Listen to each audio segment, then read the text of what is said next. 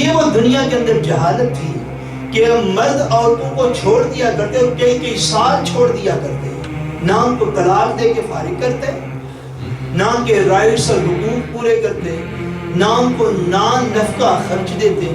اس کا نتیجہ کیا نکلتا؟ عورتیں بیچاری یا تو والدین کے گھروں پہ جا کے بیٹھ جاتی، یا باہر نکل کے مزدوریاں کرتی اپنے آپ کو جو ہے وہ کھانے پینے کے لیے، اور یا پھر معاشرے کے اندر جو تھی وہ بھیک مانگا کرتی تھی زندہ رہنے کی۔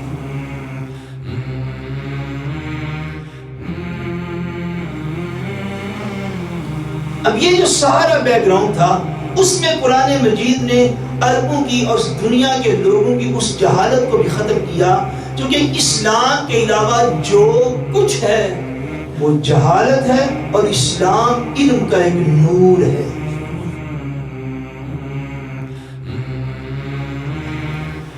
فرمایا جو لوگ اپنی بیویوں کے قریب نہ جانے کی قسم اٹھا لیں گے، ان کے لیے میکسیمم مدت ہے 4 مہینے۔ نحمده ونستعینه ونستغفره ونؤمن به ونتوکل علیہ ونعوذ باللہ من شرور انفسنا ومن سیئات اعمالنا من يهده الله فلا مضل له ومن يضلله فلا هادي له ونشهد أن لا إله إلا الله وحده لا شريك له ونشهد أن محمدا عبده ورسوله أما بعد أعوذ بالله من الشيطان الرجيم بسم الله الرحمن الرحيم للذين يؤلون من نسائهم تربص 4 أشهر فإن فاءوا فإن الله غفور رحيم صدق الله العظيم إن الله وملائكته يصلون على النبي يا أيها الذين آمنوا صلوا عليه وسلموا تسليما اللهم صل على سيدنا ومولانا محمد وعلى آله وأصحابه وبارك وسلم اللهم صل على سيدنا ومولانا محمد وعلى آله وأصحابه وبارك وسلم الصلاة والسلام عليك يا رسول الله وعلى آلك وأصحابك يا حبيب الله۔ اللہ تبارک و تعالی وحدہ لا شریک کا بے پایاں فضل و کرم اور احسان و انعام ہے کہ جس نے باعث تخلیق کائنات رحمت للعالمین شافع روز جزا خاتم النبیین حضور سیدنا محمد مصطفیٰ صلی اللہ علیہ وسلم کے مبارک وسیلہ سے ہم سب کو دولت ایمان عطا فرمائی۔ اللہ تبارک و تعالی کما حقہ ہم اس دولت کی قدر کرنے کی توفیق عطا فرمائے۔ بحمد اللہ تعالی سورہ البقرہ کی آیت نمبر 226 آیت 2 to 6 جو ہے اس کی تفسیر پاک کا بیان جو ہے انشاءاللہ آج، اور اس سے نیکسٹ ون آیت پاک کا 227 کا انشاءاللہ عرض کرنے کی سعادت حاصل کی جائے گی۔ پچھلے یعنی تفسیر پاک کے مسلسل بیان میں جس عنوان پر قرآن مجید کی آیات اس سے پہلے آئی ہیں اگر آپ کو یاد ہو تو اس میں قسم کے احکام ہیں۔ کس چیز کے احکام ہیں؟ قسم کے۔ سارے بولیں کس چیز کے؟ قسم اٹھانے کے۔ یہ جو بندہ قسم اٹھاتا ہے، قسم کھانے کے، قسم اٹھانے کے احکام اس کے اندر موجود ہیں۔ اور یہ بڑا خاص نقطہ ہے جس مقام پر عرض کرنا مقصود ہے، اگر آپ بوکسن جو ہے وہ توجہ فرمائیں۔ قرآن مجید ایک باقاعدہ سبجیکٹ ہے مفسرین کے نزدیک، جس کو کہتے ہیں الربط بین الآیات۔ What is the relation between آیات؟ کہ آیات جو ہیں یہ جس مقام پر آئی ہیں، ان میں سے ایک آیت پاک کا اپنی سے پہلی آیت کے ساتھ کیا تعلق ہے، مضمون کے اعتبار سے، سبجیکٹ کے اعتبار سے، تھیما کے اعتبار سے، اور اس کے بعد جو آیت پاک آ رہی ہے اس کے ساتھ اس کا کیا تعلق ہے۔ یہ ایک باقاعدہ مضمون ہے، اور قرآن مجید کی انڈرسٹینڈنگ میں اس کو بڑی اہمیت حاصل ہے۔ یہ رکوع آپ کو پتہ شروع ہوا عورتوں کے طہارت کے مسائل سے، جن کو ابھی ہم نے تفصیل سے ذکر نہیں کیا، بلکہ وہ دونوں آیات چھوڑ دی تھی۔ اس کے بعد جو 2 آیات آئیں ان میں قسم اٹھانے کے احکام ہیں، اور ان 2 آیات کے بعد آگے جو مضمون آ رہا ہے اس میں طلاق کے مسائل ہیں۔ کس چیز کے مسائل ہیں؟ طلاق کے مسائل ہیں۔ اب یہ جو درمیان میں 2 آیات آئی ہیں، ان 2 آیات میں جو ہے وہ مسائل ہیں ایلا کے۔ کس چیز کے؟ میں تفصیل بعد میں عرض کرتا ہوں، بلکہ اگر آپ لوگوں کو، آپ کی یادداشت اچھی ہو نا، اگر آپ کی، تو آپ کو یاد ہو کہ جب ہم نے نکاح اور طلاق کے مسائل بیان کیے ایک پورے تسلسل کے ساتھ، تو اس میں ہم نے ایلا کے مسائل جو ہیں وہ بھی عرض کیے تھے، اور اس کو اگر آپ ڈیٹیل اور تفصیل میں سننا چاہیں تو یقیناً ہماری جو پلے لسٹ ہے یوٹیوب پر، وہاں پہ نکاح اور طلاق کے مسائل میں وہ لیکچر آلریڈی موجود ہوگا، ایلا کے احکام اور مسائل۔ یہ باقاعدہ ایک مسئلہ ہے شرعی، جس کو آج میں پھر انشاءاللہ عرض کرتا ہوں اختصار کے ساتھ، ڈیٹیل آپ کو وہاں پہ انشاءاللہ اس سے بھی زیادہ مل سکے گی۔ اب پھر اس بات کے پر توجہ فرمائیے جو میں عرض کرنا چاہتا ہوں۔ ان 2 آیات سے پہلے جو احکام ہیں وہ کس حوالے سے ہیں؟ بھول گئے ہو؟ پھر میں یاد کرانا، قسم کے اعتبار سے۔ کس اعتبار سے ہیں؟ قسم کے احکام ہیں۔ اور ان 2 آیات کے بعد مسائل ہیں کس کے؟ طلاق کے۔ کس چیز کے؟ طلاق کے۔ اور یہ جو درمیان میں 2 آیات ہیں، ان میں مسئلہ ہے ایلا کا، وہ ارشاد فرمایا گیا ہے۔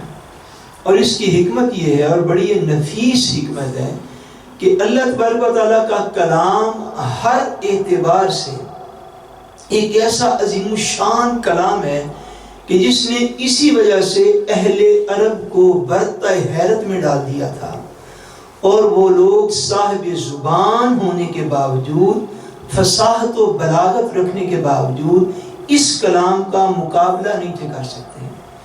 حکمت الہی اور کلام الہی کی شان اس میں یہ ہے کہ پہلی 2 آیات میں قسم کے احکام ہیں، اگلی آیات میں طلاق کے احکام ہیں، درمیان میں ایلا کے احکام ہیں۔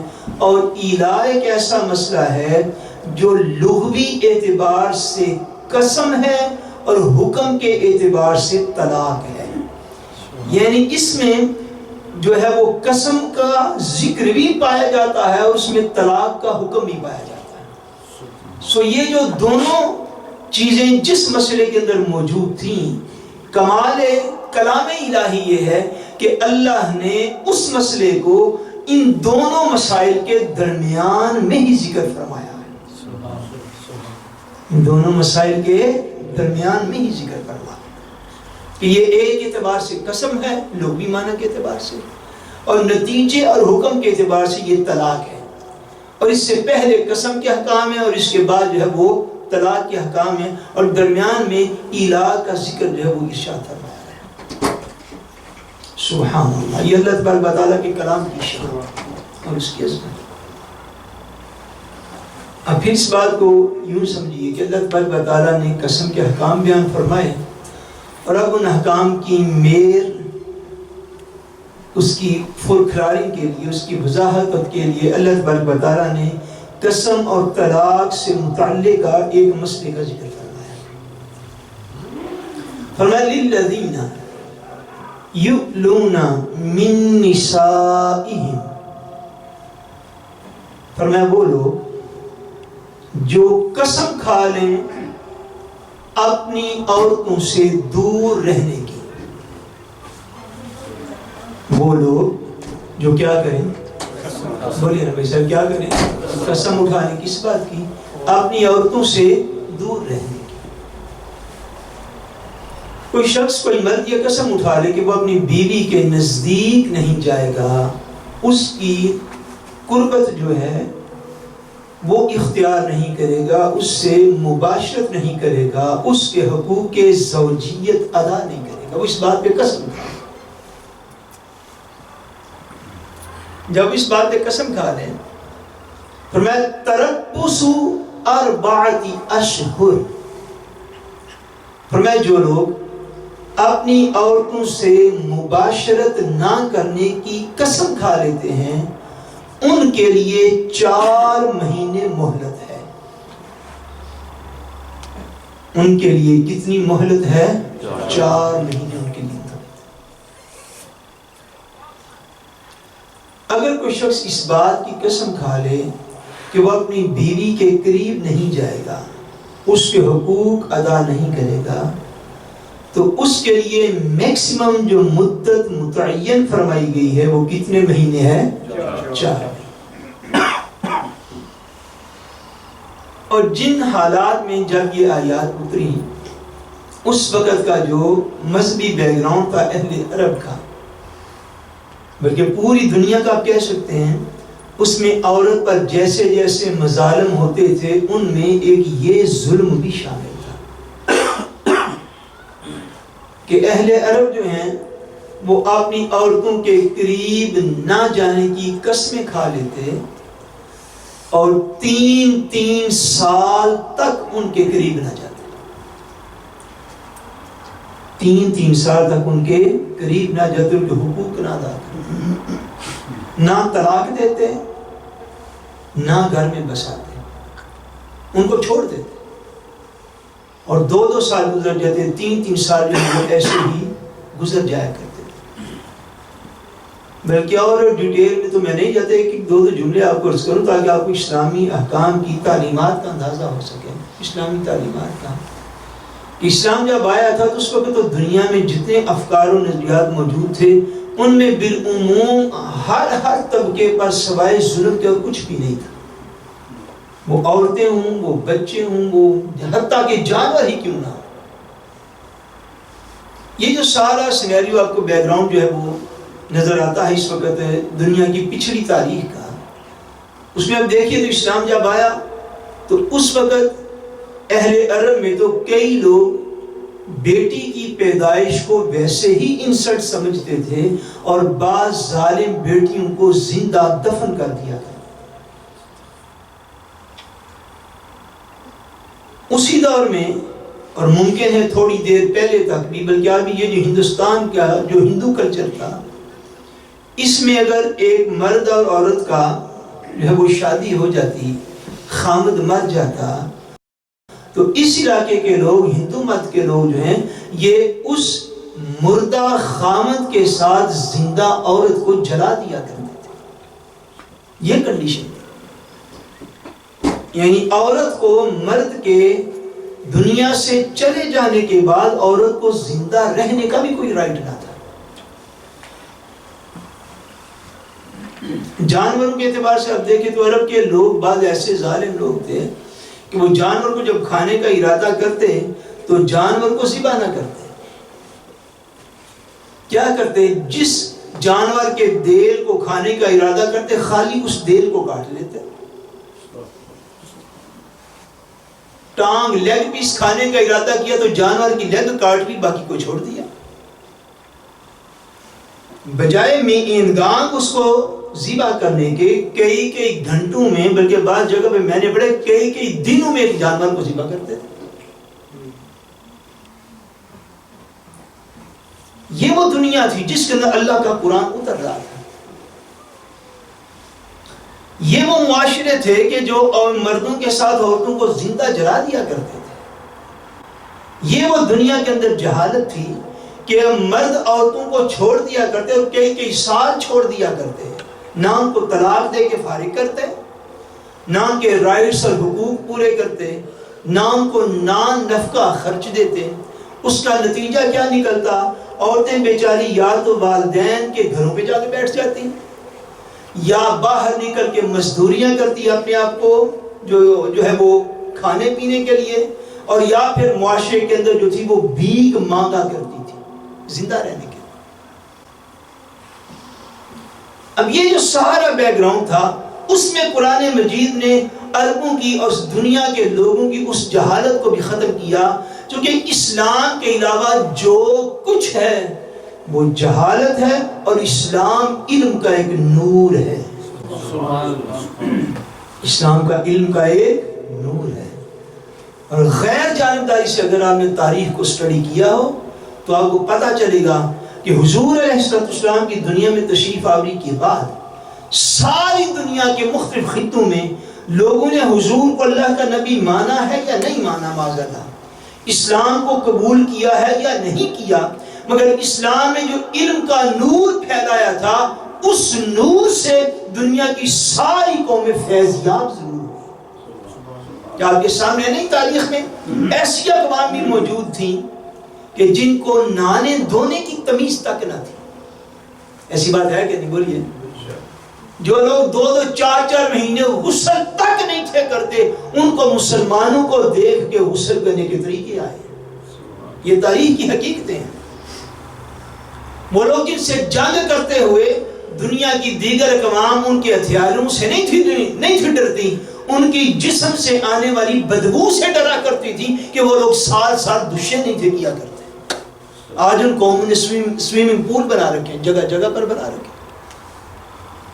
یعنی اسلام کو کسی نے مانا ہے یا نہیں مانا، حضور پاک کو اللہ کا نبی تسلیم کیا ہے یا نہیں کیا، اس امر میں بہرحال کوئی شک نہیں کہ اسلام کی تعلیمات نے دنیا میں ایسے نتائج اور انقلاب پیدا کیا کہ دنیا کے سارے خطے، دنیا کی ساری قومیں، دنیا کے سارے مذاہب جو جانوروں پر ظلم کیا کرتے تھے، جو بچوں پر ظلم کیا کرتے تھے، جو عورتوں پر ظلم کیا کرتے تھے، اسلام کی مقدس تعلیمات کو دیکھ کے وہ معاشرے راہ راست پر آ گئے. ایسا ہوا یا نہیں ہوا؟ بولیے. اور اتنا ہوا چونکہ انہوں نے اولین دور میں جو تھے وہ رائٹس دیے نہیں، پھر رائٹس کا ایسا شہرہ اٹھا کہ لوگوں کو تو یوں لگنے لگ گیا شاید اسلام میں ہی کوئی رائٹ بچا نہیں. اب وہ لوگ دین نے جو تعلیم ارشاد فرمائی، جو یہ ارادہ کر لیں، ارادہ نہیں خالی قسم اٹھا لیں. کیا کریں؟ کیا کریں؟ بولیے. قسم اٹھا لیں. جو مرد یہ قسم اٹھا لے کہ وہ اپنی بیوی کے قریب نہیں جائے گا 4 ماہ تک، اس کی مدت کتنی دین نے مقرر کی؟ 4 ماہ. اور عرب 2-3 سال عورتوں کو ایسے چھوڑ دیا کرتے تھے قسمیں کھا کے.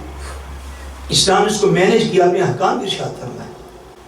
فرمایا جو لوگ اپنی بیویوں کے قریب نہ جانے کی قسم اٹھا لیں گے ان کے لیے میکسیمم مدت ہے 4 مہینے. کتنی مدت ہے؟ 4 مہینے. فَإِن فَاءُوا فَإِنَّ اللَّهَ غَفُورٌ رَحِيمٌ.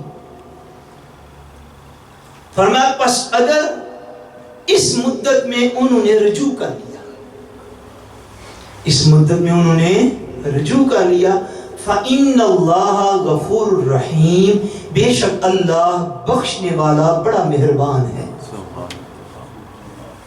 یعنی دین نے رغبت اس طرف دلائی کہ بے شک تم نے قسم اٹھا لی ہے اور اس بات کی تم نے قسم اٹھا لی ہے کہ تم اپنی بیوی کے قریب نہیں جاؤ گے، اور اس مدت میں اگر تم رجوع کر لو. یہ الفاظ بڑے خاص ہیں. آج سارے بکسن لوگ ایک ہی سائڈ پہ بیٹھ گئے، اس لیے مجھے بار بار ایک ہی سائڈ پہ جو ہے وہ متوجہ بھی ہونا پڑتا ہے.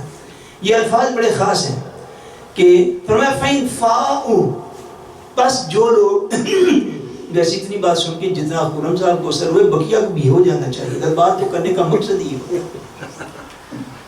فَإِنْ فَاؤُوا فرمایا اگر یہ لوگ پلٹ آئیں یعنی رجوع کر لیں، کیا کریں بولیے، رجوع کر لیں، اگر ایسے مرد رجوع کر لیں تو ان کی حوصلہ افزائی کی گئی.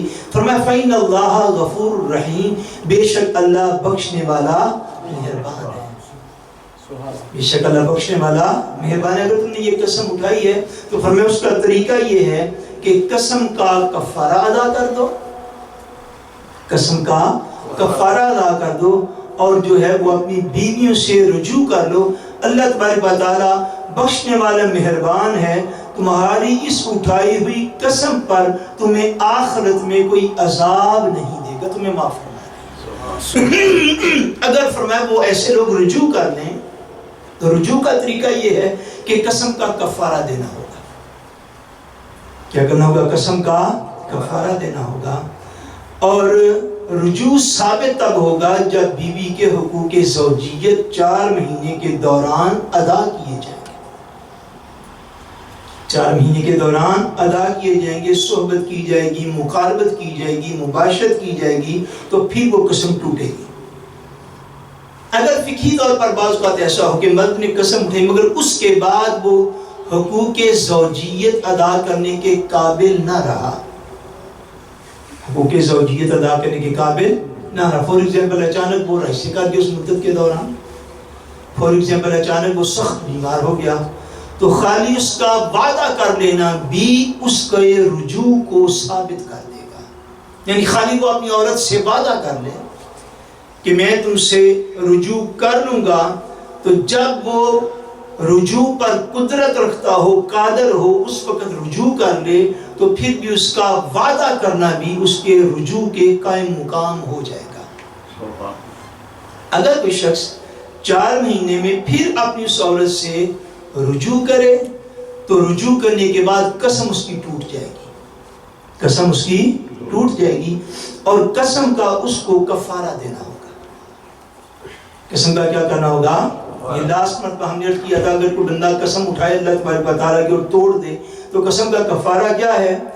10 مسکینوں کو کھانا کھلانا، 10 مسکینوں کو کھانا کھلانا، اور درمیانی درجے کا کھانا کھلانا، جس طرح کا کھانا بندہ اپنے گھر میں بیٹھ رکھا، یا 10 مسکینوں کو کپڑے لے کر دینا، کھلیر لے کر دینا، یا ایک غلام آزاد کرنا.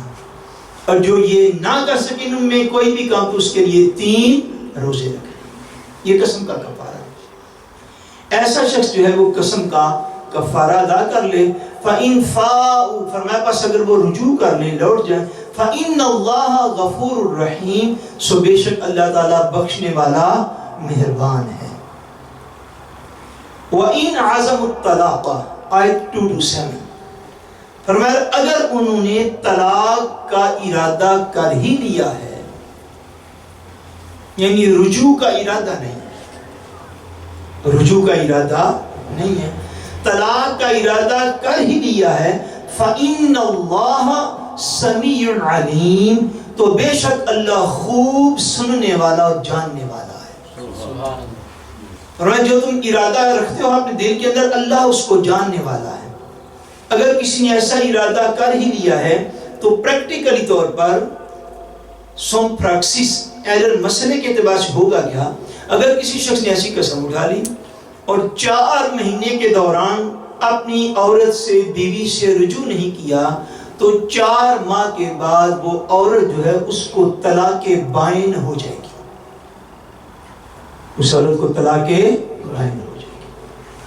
اور بائن طلاق وہ ہوتی ہے، اس کا مفہوم یہ ہے کہ اس کے بعد رجوع ممکن نہیں رہے گا، اس کے بعد عورت سے رجوع کرنا ممکن نہیں رہے گا.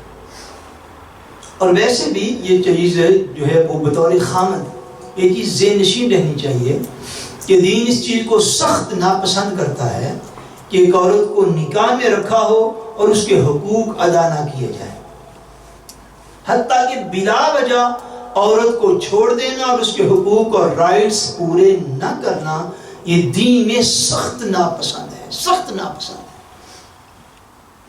معروف واقعہ ہے امیر المومنین امام المتقین حضرت سیدنا عمر فاروق رضی اللہ تعالی عنہ آپ کے علم ہے کہ سیدنا عمر فاروق رضی اللہ تعالیٰ عنہ رات کو گشت کیا کرتے تھے. گشت کو کیا کہیں گے؟ پترولیے کہتے ہیں، جس طرح پولیس رات کو نکلتی ہے نا. حضرت عمر فاروق رضی اللہ تعالیٰ عنہ کا یہ معمول تھا. بلکہ مجھے تو ایک اور بات یاد آ گئی. مجھے ایک دفعہ ایک نارویجن وزیر نے کہا، وہ رات کو باہر تھا، ہیلگ پہ ویکینڈ پہ رات کو باہر تھا، اور وہ پرائیویٹ جو ہے وہ گاڑی کے اندر اور ٹیکسی اور دھروشے وغیرہ کے اندر جو تھا وہ سفر کر رہا تھا. یعنی اس کے ذاتی پروٹوکول کی گاڑیاں یا پولیس کی گاڑیاں کوئی چیز آگے پیچھے نہیں، وہ ذاتی طور پر جو تھا وہ باہر نکلا ہوا تھا. اور اس کا ایک جملہ جو تھا وہ میں نے سنا. اس نے کہا کہ یہ کام آج جو ہم کر رہے ہیں، پوری ذمہ داری سے میں یہ بات آپ کو کرنے لگا. اس نے کہا یہ جو کام، یعنی رات کو میں نکلا ہوں، با اختیار وزیر ہوں، با اختیار وزیر ہوں، میرے ساتھ کوئی پولیس کی گاڑی یا پروٹوکول نہیں. اور پبلک ٹرانسپورٹ میں کبھی بس میں بیٹھ، کبھی ٹرام میں بیٹھ، کبھی ٹرین میں بیٹھ، کبھی ٹیکسی میں بیٹھ. اس طرح اس نے کہا میں یہ سارا کام کر رہا ہوں. اس نے کہا کبھی یہ کام آپ لوگ کیا کرتے تھے، آج یہ کام ہم کر رہے ہیں. یعنی کبھی آپ کے حکمرانوں نے یہ رستہ دنیا کو دیا کہ ایسے لوگوں کو اگر اپنی پبلک کو سرو کیا جاتا ہے اور ایسے اپنی پبلک کو کنٹرول کیا جاتا ہے. اس نے کہا کبھی یہ کام آپ کے بزرگ کیا کرتے تھے، آج یہ کام ہم کر رہے ہیں. عرض میں یہ کرنے لگا ہوں کہ حضرت عمر فاروق رضی اللہ تعالیٰ عنہ کا یہ عام معمول تھا کہ آپ رات کو مدینہ طیبہ کی گلیوں میں نکل جایا کرتے تھے تاکہ پبلک کے مسائل کا علم ہو سکے، ان کی حفاظت کی جا سکے. حتیٰ کہ مدینہ منورہ سے قریبی علاقوں تک یا باہر ہو آیا کرتے تھے جہاں پہ قافلے وغیرہ ٹھہرا کرتے تھے. ایک دن آپ رات کو راؤنڈ کو نکلے تو ایک گھر سے کسی خاتون کی آواز آ رہی تھی. وہ کوئی نظم پڑھ رہی تھی، اونچی آواز سے گنگنا رہی تھی، ترنم کے ساتھ پڑھ رہی تھی یا ویسے پڑھ رہی تھی. وہ نظم اشعار کی صورت میں پڑھ رہی تھی، دکھتے ایک نظم. اس کے اشعار کا مفہوم یہ تھا کہ اگر مجھے اللہ کا خوف نہ ہوتا، اللہ کا ڈر نہ ہوتا، تو میری چارپائی سے بھی آوازیں آ رہی ہوتی. اس کا معنی اور مفہوم یہ تھا. حضرت عمر فاروق نے یہ بات سنی، آپ پریشان ہو گئے. آپ نے صبح جو تھی اپنی صاحبزادی صاحبہ سے اور ام المومنین حضرت سیدہ حفصہ رضی اللہ تعالی عنہا سے رابطہ کیا اور ان کی بساطت سے عورتوں سے رابطہ کیا. بات کیا تھی کہ وہ جو خاتون تھی ان کا خامن جو تھا وہ جہاد کے لیے آرمی میں بھرتی ہو کے گیا ہوا تھا. ان کا خامن کہاں تھا؟ جہاد پہ تھا. اور حضرت عمر فاروق رضی اللہ تعالیٰ عنہ کے دور میں آپ کو پتہ ہے دور تک مسلمان ایران فتح کر چکے ہوئے تھے اور کر رہے تھے. وہ جہاد پہ گیا ہوا تھا. اب اس عورت کی یہ نظم حضرت عمر فاروق نے گلی سے گزرتے ہوئے سن لی کہ اگر مجھے اللہ کا خوف نہ ہوتا تو میری چارپائی سے بھی آوازیں آتی. آپ نے اس کو پوچھا، عورتوں سے پوچھا، سیدہ ام المومنین کی بساطت سے پوچھا کہ ایک عورت جو ہے وہ مرد کے بغیر کتنی مدت تک رہ سکتی ہے، اپنی حیا کو، عصمت کو قائم رکھتے ہوئے کتنی مدت تک بغیر خامد کے رہ سکتی ہے. تو جو آپ کو جواب ملا وہ یہ تھا جی 4 مہینے سے لے کر 6 ماہ تک عورت جو ہے وہ حیا کے ساتھ اپنی عزت کی حفاظت کرتے ہوئے رہ سکتی ہے. اس سے زیادہ نیچر کے اعتبار سے ممکن نہیں. یعنی بندہ آپ کے اوپر ضبط کرے تو سالوں کا نہیں، یہ الگ میٹر ہے، لیکن جب قانون یاد رکھیے بنایا جاتا ہے تو وہ عام لوگوں کی سطح کے اوپر اس کو قائم کیا جاتا ہے. آپ کو جو اطلاع ملی وہ یہ تھی کہ حضور 4 مہینے سے لے کر 6 ماہ تک عورت جو ہے وہ نیچری طور پر اپنی عزت کی حفاظت کر سکتی ہے. جناب امیر المومنین سید عمر فاروق رضی اللہ تعالیٰ عنہ نے یہ ریگل بنایا استادن کا، فرمایا کہ ہمارے فوجی جہاں جہاں جہاد کے لیے جاتے ہیں ان کو 4 ماہ میں 1 مرتبہ گھر آنے کی چھٹی لازماً دی جائے گی. 1 مرتبہ گھر آنے کی چھٹی لازماً دی جائے گی. آپ نے 6 ماہ کے اوپر بھی ریگل نہیں بنایا، پھر آپ نے ریگل 4 ماہ کے اوپر بنایا. فرمایا جہاں مرضی جہاد کے لیے چلے جائیں. جو شادی شدہ فوجی ہیں وہ ہر 4 ماہ میں کم از کم 1 مرتبہ اپنے گھر ضرور آیا کریں گے. یعنی عورت کو ایسی کنڈیشن میں چھوڑنا اسلام میں کبھی بھی پسندیدہ نہیں رہا. حتیٰ کہ ایک اور صاحب تھے جن کا نام اس میں گرامی آیا، حضرت کعب بن اسد کعب بن اسود اسدی رضی اللہ تعالیٰ عنہ آج کسی بندے کو یہ مسئلہ ارشاد فرما رہے تھے. وہ بندہ، وہ مرد جو تھا وہ بڑا عبادت گزار تھا، وہ عبادت گزار مرد تھا، بڑا زاہد آدمی تھا، بڑی اللہ اللہ کرنے والا تھا، اور شب زندہ دار آدمی تھا، ساری رات جا کے اللہ تبارک و تعالیٰ کی عبادت کیا کرتا تھا. حضرت کعب بن اسود رضی اللہ تعالیٰ عنہ نے اس کو دیکھا، اس کے احوال کو جانا، تو آپ نے اس کو نصیحت فرمائی. فرمایا کہ 3 دن تک شب بیداری کر لو. کیا فرمایا؟ فرمایا 3 دن تک شب بیداری کر لو، یعنی اپنی عبادت کر لو، زہد و ورع کر لو، ذکر اذکار کر لو. 3 دن تک مصلی پہ بیٹھ جاؤ، اور چوتھے دن اپنی زوجہ کے حقوق پورے کرو. سیدنا عمر فاروق رضی اللہ تعالیٰ عنہ نے جب حضرت کعب بن اسود اسدی رضی اللہ تعالیٰ عنہ کی یہ بات سنی نا، تو اس بات کے جواب میں جناب عمر فاروق نے انہیں بصرہ کا گورنر مقرر فرما دیا کہ یہ اتنی سینس رکھتے ہیں دین کی اور لوگوں کے حقوق کا اتنا خیال رکھنے والے ہیں. یہ باتیں اس دور میں ہمیں سمجھنی خاص طور پر ان لوگوں کے لیے ضروری ہیں جن کی ازواج اور بیویاں پیچھے پاکستان ہوتی ہیں اور وہ یورپ کے اندر آ جاتے ہیں اور سالوں واپس نہیں جاتے. خلیج کے اندر چلے گئے، امریکہ چلے گئے، اور کئی سال پیپر اور کاغذات ہونے کے باوجود واپس نہ گئے. وہ دین کو خدا را سمجھیں، اس کی حکمتوں کو جانیں، اللہ کے دین کو کہیں سے سنیں اور سمجھیں، اور اپنے دین کو خود پریکٹس کریں. بلا وجہ بیویوں کو چھوڑ دینا اور ان کے رائٹس پورے نہ کرنا، یہ اسلام میں ظلم ہے. ٹھیک ہے، اسلام میں ظلم ہے یہ عورتوں کا. اور اسلام نے تو عورتوں کو اتنے حقوق عطا فرما دیے، اتنے حقوق عطا فرما دیے. اب دیکھیے، اگر کوئی بندہ قسم اٹھا لیتا ہے کہ میں اپنی بیوی کے پاس نہیں جاؤں گا 4 مہینے تک، تو وہ 4 مہینے بیوی کا خرچ کون دے گا؟ خامن دے گا. کون دے گا؟ بولیے. خامن اونچی بات سے بولے. کون دے گا؟ خامن دے گا. اس کے رہنے کا انتظام کون کرے گا؟ خامن کرے گا. اس کے کھانے پینے کا انتظام کون کرے گا؟ خامن کرے گا. اس کا روٹی کپڑا مکان 4 ماہ تک کیوں انتظام کیوں کرے گا؟ اس لیے کہ قسم اٹھانے کے باوجود نکاح ٹوٹا نہیں. نکاح ٹوٹا نہیں. اب نکاح اس کا نہیں ٹوٹا 4 مہینے تک، بے شک وہ عورت کے قریب نہ جائے، مگر اس کے سارے اخراجات خامد ادا کرے گا. کون ادا کرے گا؟ اس کا شوہر. اور خامد جو ہے وہ اس کے سارے اخراجات ادا کرے گا.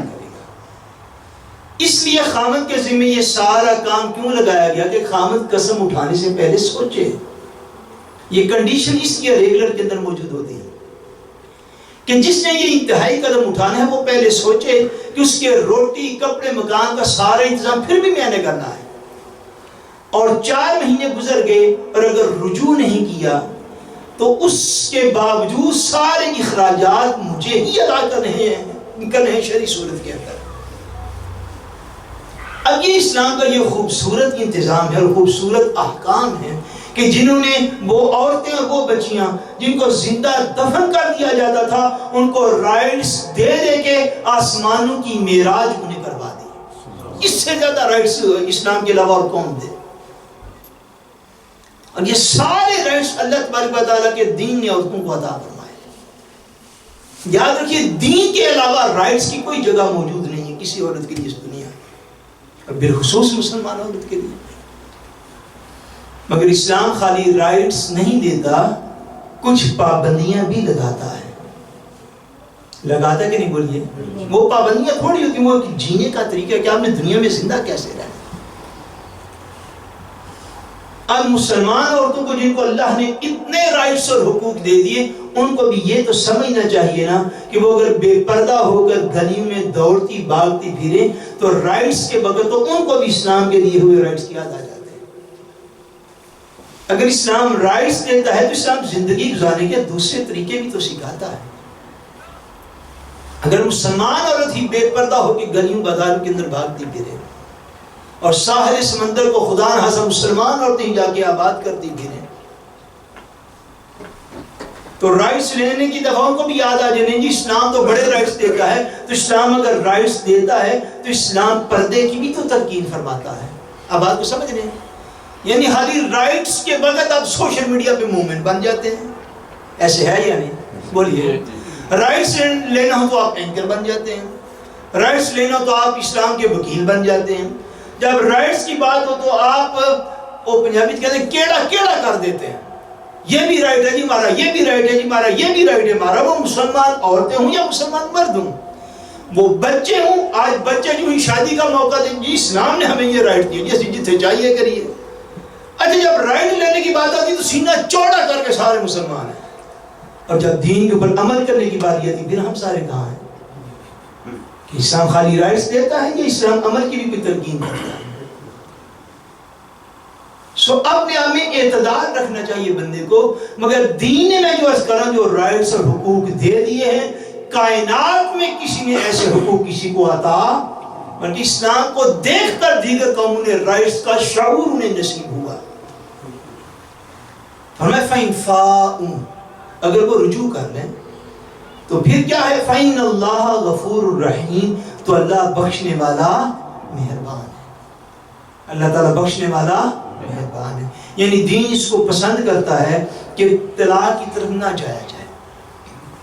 اب ایک شخص نے جیسا میرے کہ اس کے 4 مہینے کی مدت پوری ہوگی تو اس کے بعد اس کی بیوی کو طلاق بائن ہو جائے گی، اس کو طلاق بائن ہو جائے گی، اور طلاق بائن کے بعد وہ سوائے نکاح کے رجوع نہیں کر سکے گا، سوائے نکاح کے رجوع نہیں کر سکے گا۔ پھر جو اس کو نکاح کرنا پڑے گا، پھر جو ہے اس کو اگلی جو ہے وہ ساری اجازات جو ہے وہ حاصل ہو جائیں گی۔ فرمایا بَإِنْ عَزَمْ الطَّلَاقَ، اور اگر تم نے چھوڑ دینے کا ارادہ ہی کر لیا ہے، اگر تم نے طلاق دینے کا ارادہ ہی کر لیا ہے تو پھر بھی سمجھ لو فَإِنَّ اللَّهَ سَمِيعٌ عَلِيمٌ، بے شک اللہ تبارک و تعالیٰ سننے والا جاننے والا، اللہ تعالیٰ سننے والا جاننے والا ہے کہ جو تم ارادہ کر رہے ہو۔ اور یہ مجموعی تعلیم ہے اسلام کے اندر، یاد رکھیے آگے آپ مسائل چلیں گے طلاق کے شروع ہو جائیں گے، جتنی ڈیٹیل اور تفصیل کے ساتھ دین نے طلاق کے مسائل ارشاد فرمائے نا، طلاق کے اتنی ڈیٹیل اور تفصیل کم مسائل کی جو ہے وہ قرآن مجید کے اندر موجود ہے۔ جیسے دیکھیے نا نماز کا حکم ارشاد فرمایا، مگر نماز کی رکعتوں کا ذکر قرآن مجید نے نہیں ارشاد فرمایا، یعنی حکم ہے مگر اس کی تفصیل موجود، تفصیل سنت نبوی۔ مگر طلاق کا مسئلہ ایک ایسا مسئلہ ہے کہ جس پر بڑی وضاحت کے ساتھ قرآن مجید نے کئی احکام اتنی وضاحت اور ڈیٹیل کے ساتھ اتارے کہ یہ مسئلہ جو ہے یہ اسلام کے اندر ایک اہم ترین مسئلہ بنا کہ جب عورت کو چھوڑنے کا وقت ہے اس کو چھوڑنا کیسے ہے، ایک ایک تفصیل اور ڈیٹیل جو ہے ان آیات کے اندر اللہ تبارک و تعالیٰ نے بیان فرمائی۔ اور ان موسمی آیات کے آخر میں آپ کو یہ ضرور ملے گا، جب آیت کریمہ اینڈ پہ جانے لگیں گی تو اللہ کریم یہ ارشاد فرمائے اے مومنو یہ یاد رکھو اللہ ہمیشہ ہر وقت تمہاری بات کو سننے والا ہے اور بہت زیادہ جاننے والا ہے، ہر بات کو سننے والا ہے، ہر بات کو جاننے والا ہے، ہر بات کو سننے والا ہے، ہر بات۔ کیا مطلب کیا کہ جب اگر تمہارے ساتھ بھی ایسا مسئلہ بن جائے پھر آئیں بائیں شائیں نہ کرنا، پھر کوئی وعدہ کاٹا نہ کرنا کسی مفتی صاحب کے پاس جا کے، پھر بیان کو بدلنا نہیں، پھر کوئی پلس مائنس نہ کرنا۔ یہ بات ذہن نشین کر لو کہ تمہارے سارے معاملات کو اللہ جاننے والا ہے، اور ایک دن اینن آئے گا جب تم مر کے اللہ تعالیٰ کی بارگاہ میں جا پہنچو گے، اور وہ تمہارے دل کے ارادوں کو بھی جانتا ہے، تمہاری زبان سے نکلنے والے کلمات کو بھی سن رہا ہے، جو کچھ تم کرتے ہو، جو گھروں میں کہتے ہو، جو جا کے علماء کو کہتے ہو، جو بیویوں کے سامنے سٹیٹمنٹ دیتے ہو، جو علماء کو دیتے ہو، ان ساری باتوں کو بعد میں سوچنا، پہلے یہ سوچو اللہ ہمیں ہماری ہر بات کو جاننے والا ہے، اور اصلاً تمہیں اسی کی بارگاہ میں جا کے پیش ہونا ہے۔ اس لیے ان مسائل میں یہ بڑی حکمت ہے کہ جب نکاح اور طلاق کے مسائل بیان فرمائے جاتے ہیں قرآن مجید میں تو عموماً دیکھیں نا پہلی آیت جب ختم کی فرمایا فَإِنَّ اللَّهَ غَفُورٌ رَحِيمٌ، اللہ کیا ہے بخشنے والا مہربان ہے۔ دوسری آیت جب ختم کی فرمایا فَإِنَّ اللَّهَ سَمِيعٌ عَلِيمٌ، بے شک اللہ کیا ہے؟ سننے والا اور بہت جاننے والا ہے، تاکہ لوگوں کو یہ ہمیشہ یاد رہے کہ اصلاً ہم اللہ کے احکام کے اوپر عمل کرنے والے ہیں، اللہ ہر بات کو جاننے والا ہے۔ سو کسی بھی حکم کے اندر ہمیں ایسی نفس پرستی داخل نہیں کرنی چاہیے کہ جو دین کے احکام کو بدل کے رکھ دے، کیونکہ ہر ایک کو ایک روز اپنے مالک کی بارگاہ میں پیش ہونا۔ اللہ تبارک و تعالی وحدہ لا شریک اپنی کرم و فضل کے ساتھ ہم سب کا خاتمہ پہ ایمان فرمائے۔ وما علینا الا البلاغ المبین۔